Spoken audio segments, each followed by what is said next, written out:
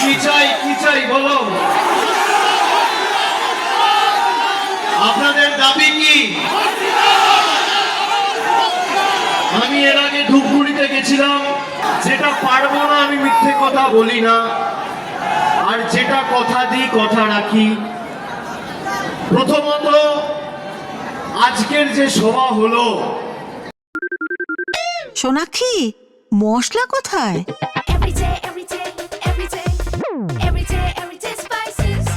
Everyday মশলা, দেশের স্বাদ। দালচিনির মা ভাই বোনেদের সাথে আমাদের আত্মিক সম্পর্ক আজকে তৈরি হয়েছে।